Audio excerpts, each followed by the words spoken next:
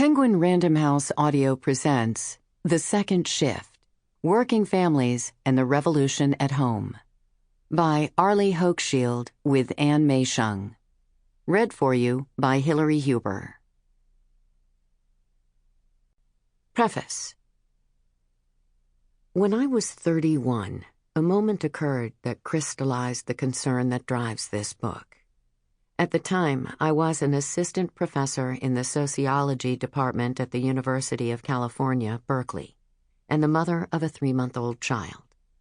I wanted to nurse the baby and to continue to teach.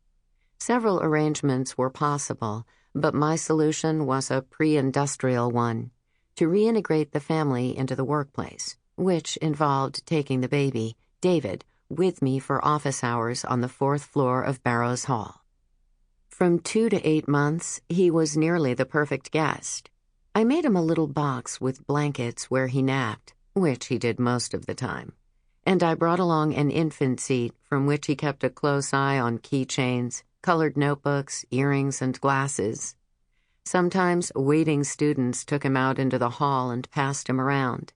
He became a conversation piece with shy students, and some returned to see him rather than me. I put up a fictitious name on the appointment list every 4 hours and fed him alone. The baby's presence was like a Rorschach test for people entering my office. Older men, undergraduate women, and a few younger men seemed to like him and the idea of his being there. In the next office, there was a 74-year-old distinguished emeritus professor. It was our joke that he would stop by when he heard my son crying and say, shaking his head, "Beating the baby again, eh?" Textbook salesmen with briefcases and striped suits were generally shocked at the unprofessional gurgles and sometimes unprofessional odors from the box. Many graduate student women were put off, partly because babies were out of fashion in the early 1970s, and partly because they were afraid that I was deprofessionalizing myself, women in general, and, symbolically, them. I was afraid of that, too. Before having David, I saw students all the time, took every committee assignment, worked evenings and nights writing articles, and had, in this way, accumulated a certain amount of departmental tolerance. I was calling on that tolerance now, with the infant box, the gurgles, the disturbance to the dignity and sense of purpose of my department. My colleagues never seemed to talk about children. They talked to each other about research and about the department's ranking, still number 1 or slipping to number 2. I was just coming up for tenure, and it wasn't so easy to get. And I wanted, at the same time, to be as calm a mother for my son as my mother had been for me. In some literal way, I had brought together family and work, but in a more basic way, doing so only made the contradictions between the demands of baby and career all the more clear. One day, a male graduate student came early for his appointment.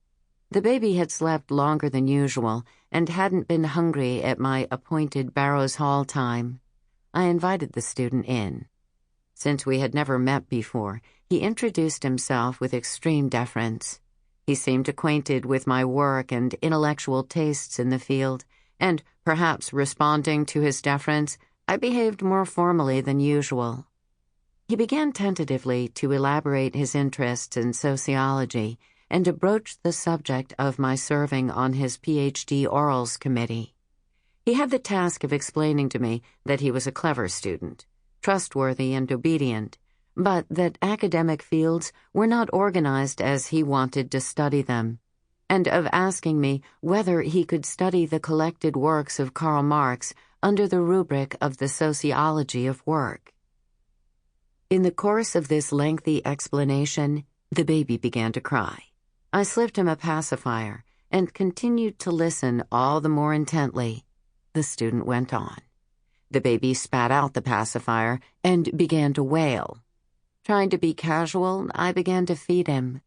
At this point, he let out the strongest, most rebellious wail I had ever heard from this small Sample complete.